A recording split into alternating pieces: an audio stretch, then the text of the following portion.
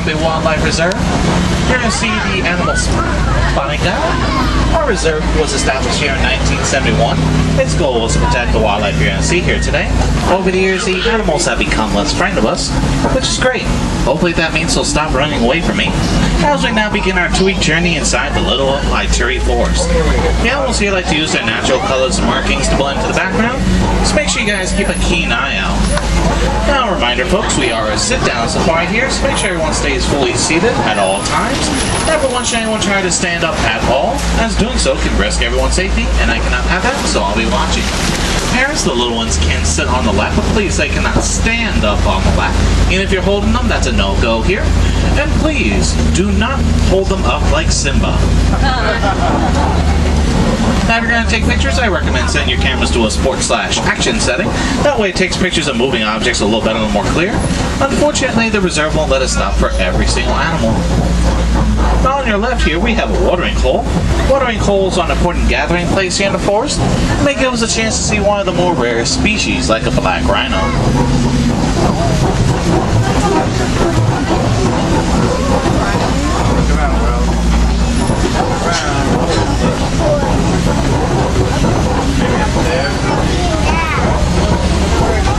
It looks like there's one in this field over here resting by the wall.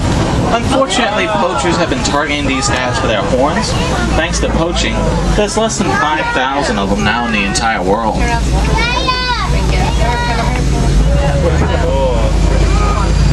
Up ahead in this field to your right, we're going to see 2 species, an orange and a brown one. The orange ones are bongos, the ghosts of the forest. They're usually very hard to find because, as the name implies, they like to hide. While the brown ones are greater kudu. They are shy and nocturnal. The females don't have horns while males do. They weigh in at 750 pounds.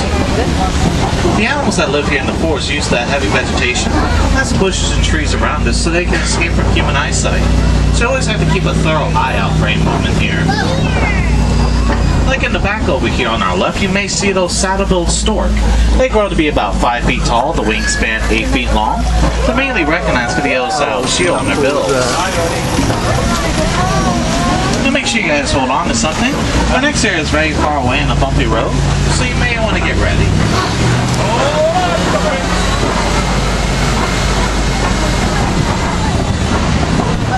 And here we are. Now we just reached the Safi River. Make sure you guys keep an eye out for hippos. I'd say let's mark their territory from the right all the way down to the left later on. If you don't see them on the right, make sure you guys stay seated. There's going to be more on the left in just a few moments.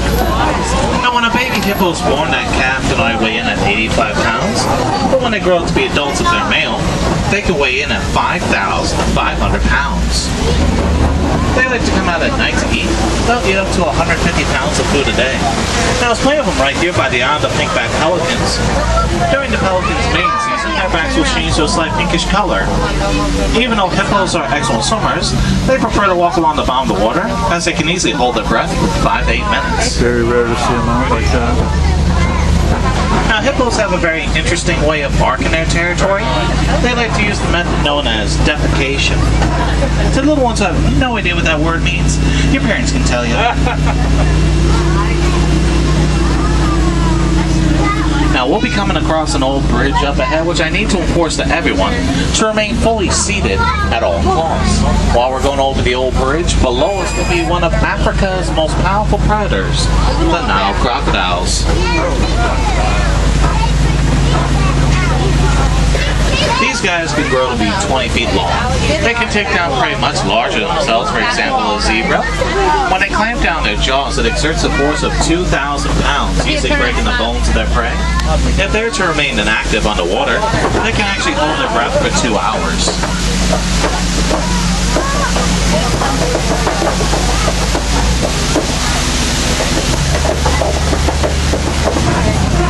Now, we're going to exit this ecosystem and enter a different one up ahead. With a different ecosystem, we're bound to come across different species. Let's go see what we can find.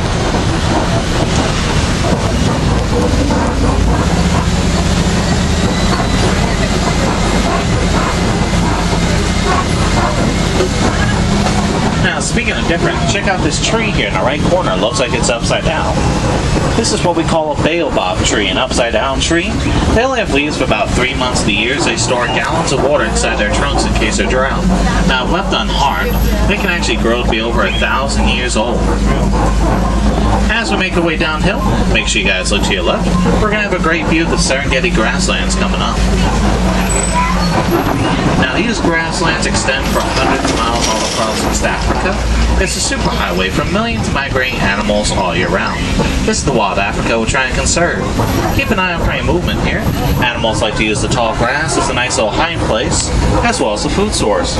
Like over here in the right field as we make our way down, you're going to see these great creatures. These are white-bearded wildebeest. They have one of the largest animal migrations all year round. The meaning of their name is the name itself. They are wild beasts. Now we have some giraffe coming up on our right field over here. These guys are the tallest animals in the world. They grow to be 18 to 20 feet tall. Also over there in this field, just past the trees, you may have seen that tiny little brown and white creature. That's a springbok. When that little guy gets scared, they spring up in the air repeatedly while they flee.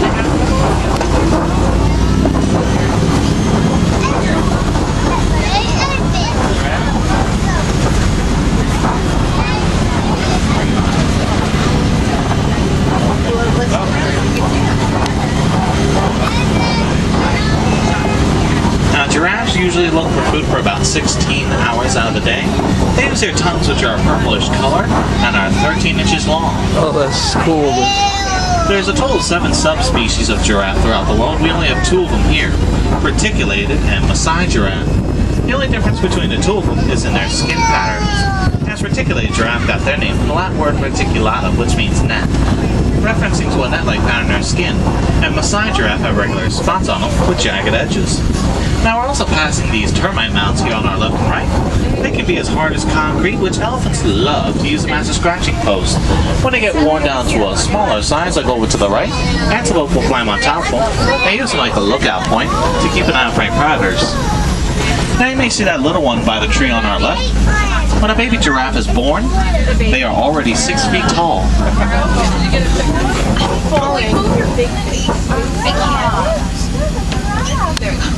It's like bouncing. Now this one giraffe we have here on our right, that's a Maasai giraffe. The next one up ahead on the right is a reticulated giraffe. Many people wonder if there's enough food in this ecosystem for every single animal out here. Indeed there is. Elephants like to be known as the bulldozers of the forest. They knock down trees so they can eat the leaves at the very top, while the giraffe are like pruning shears. They aim from the underside of the tree so they can let it bite. The zebra will mow down grass to help new shoots grow in, while little gazelle and warthogs help trim up the edges. In this balanced ecosystem, there's enough food for everyone.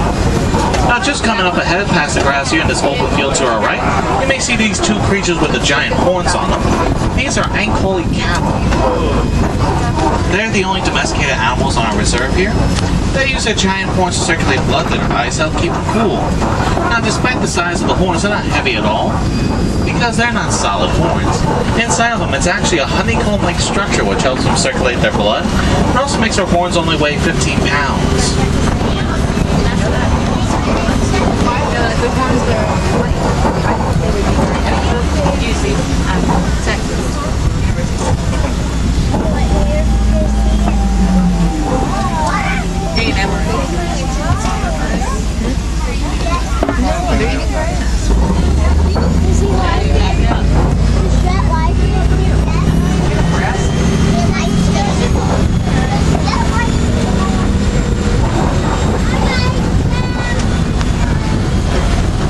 As we follow this road here, we're going to be making our way towards our next area, which is Monkey's Point.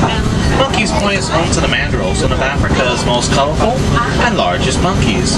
You can usually look for the dominant one in the group by looking for the mandrill with the most color on their face and on their rear end.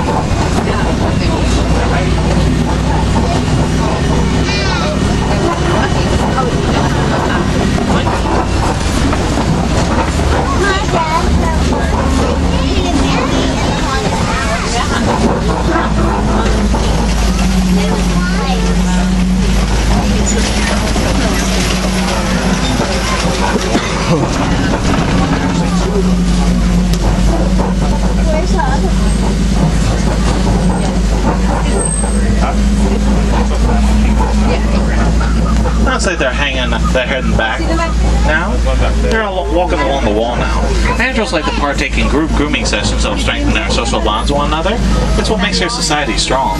Male mandrills are twice the size of female mandrills and weigh up to 100 pounds. The dominant one's slowly coming out of the bushes right over there. And he just stopped.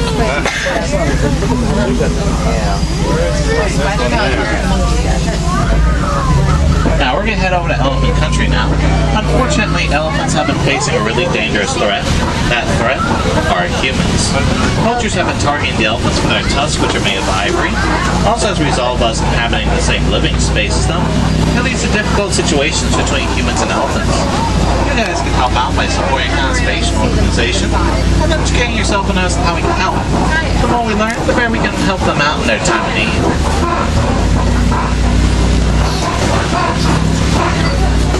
Now it looks like we need to cross this bridge here.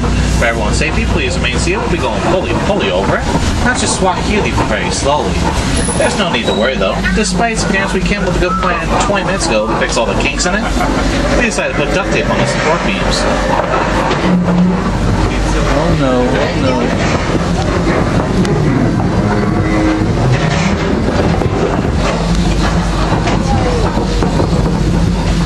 What do you know? It actually worked. That's good. We get to continue on now.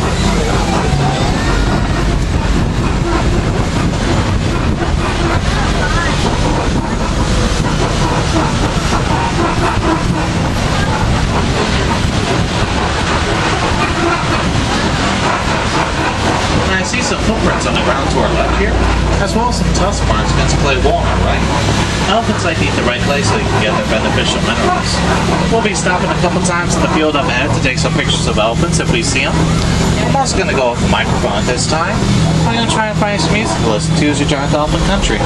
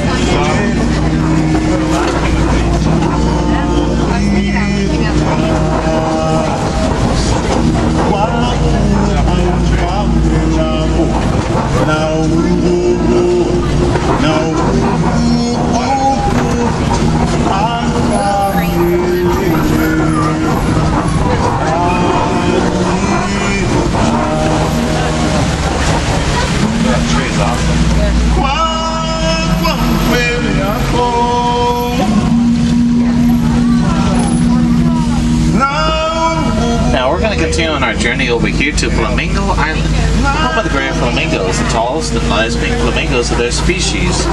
They get their pink host in their state diet of brine shrimp and other creatures high in carotene.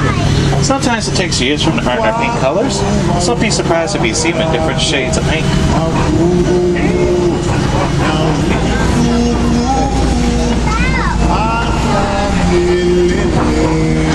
There it is, right there. Yes, Mom.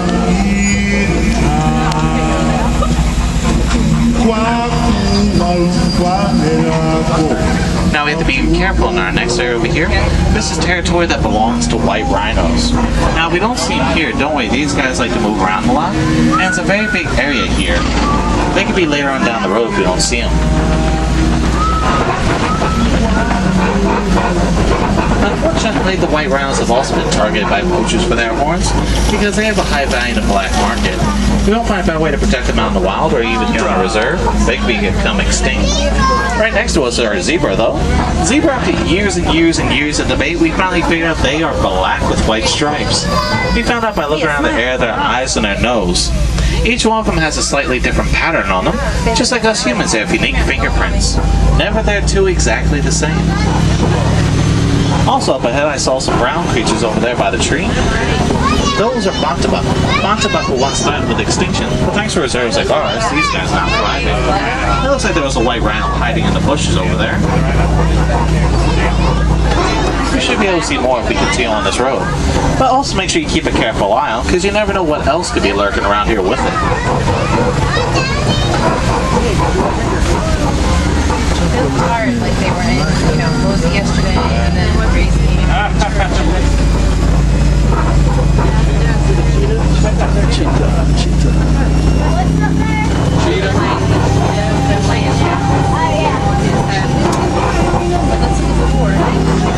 Yes, you're right. Now, continuing up ahead, we're going to come across a formation of giant rocks known as a kopie.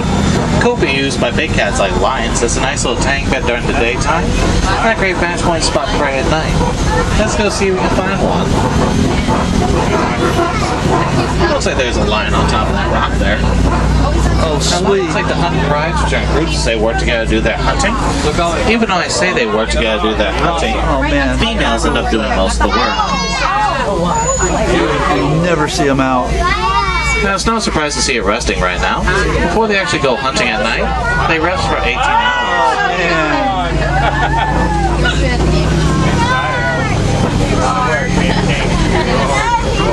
That doesn't happen every day. As I said, it looks like there's some white rhino in that field up ahead on our right. As we follow this road, we're going to get a better look at them. There's a female. Sweet. Oh, that is so cool.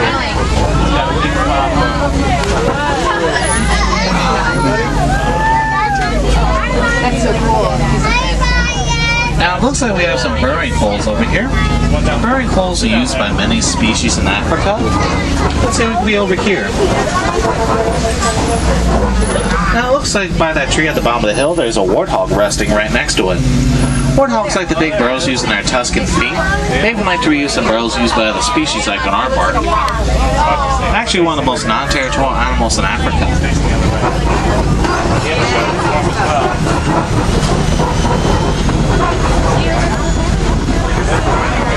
Rhinos are right here, guys.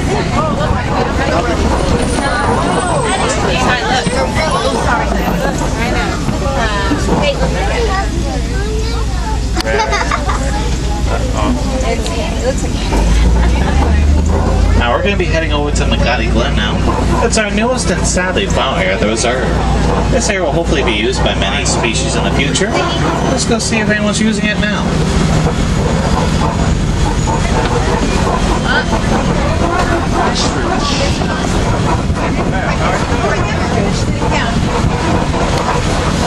Oh, look, there's an ostrich to your right.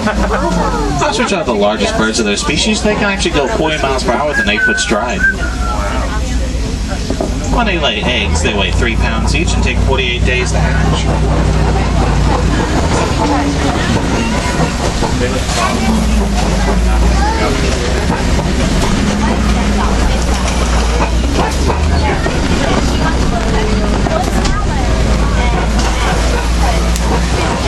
On top of the hill, I see some white creatures. Those are addax, the second largest animal in Africa.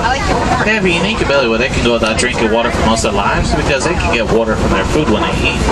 At the bottom of the hill here on our left and right, we have some yellow-billed stork. These guys like to eat small things like bugs, snakes, fish, and other small birds.